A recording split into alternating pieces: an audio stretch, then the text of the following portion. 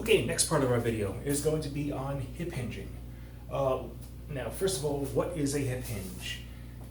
A hip hinge is a motion where if we were to imagine our hips as a hinge, we would be able to just kind of fold our body on this hinge. Now you notice the two things that are happening here. My legs are staying straight and my back is staying straight. I'm maintaining a neutral spine. Some movements you may recognize that use the hip hinge are things like if you've seen somebody perform a deadlift or a kettlebell swing or a clean or even even some yoga poses, the downward facing dog. I don't do yoga, so I'm not going to do one unless I do it wrong.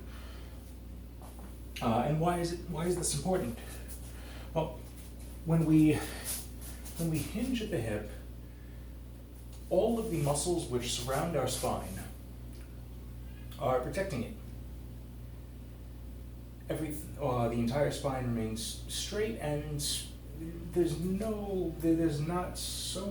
not a whole lot of shearing force being applied to the vertebrae because everything is locked in using all of this musculature, which is almost universally on almost everybody is really a bunch of really strong muscles that can all work together to move surprising amounts of weight using the human body.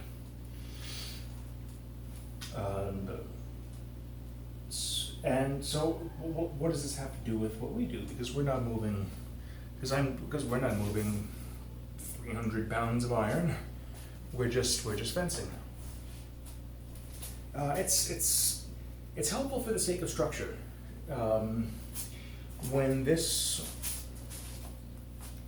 When all of this is straight, it keeps our structure strong. If I grab a sword, if I give a cut and my back is rounded, then I'm gonna hit the floor. I have to work, and I start having to kind of bring my shoulders up like this to not hit the floor. Whereas if the spine remains neutral, then I actually don't have to work to keep from hitting the floor. My body does that for me.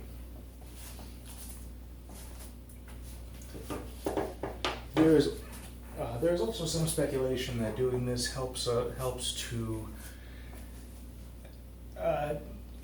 us perform movements which are more commonly seen in people in pre-industrial societies, such as the Middle Ages. So, how do we do this? And what you do is grab some sort of, it could be a sword, it could be a broomstick, I've got a spear. Anything at all that is straight, and we'll cover 3 points. Those 3 points are tailbone, middle of your back, right between your shoulder blades, and the back of your head.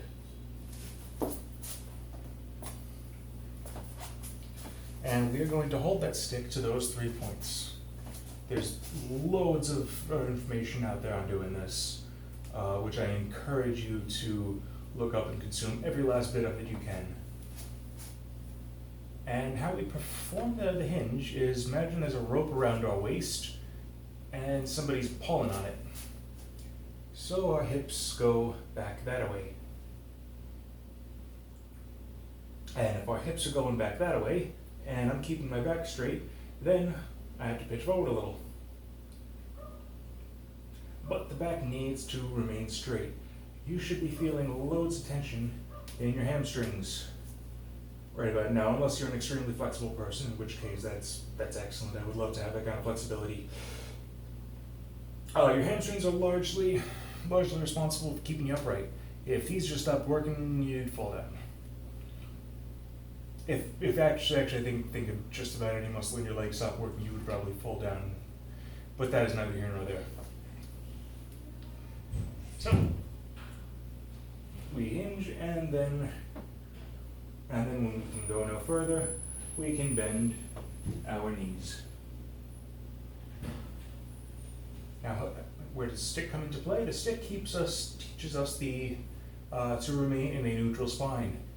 If I round my lower back, then the stick will come off my tailbone.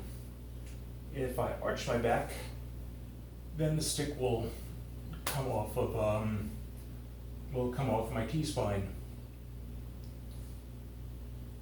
Play around with this. Get comfortable with this.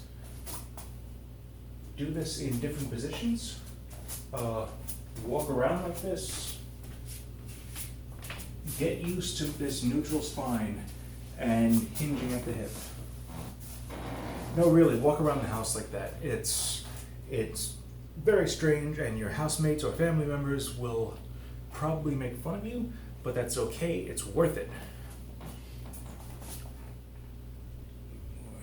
Here. Okay. Right, next one we're going to start getting to the meat of think with the hips.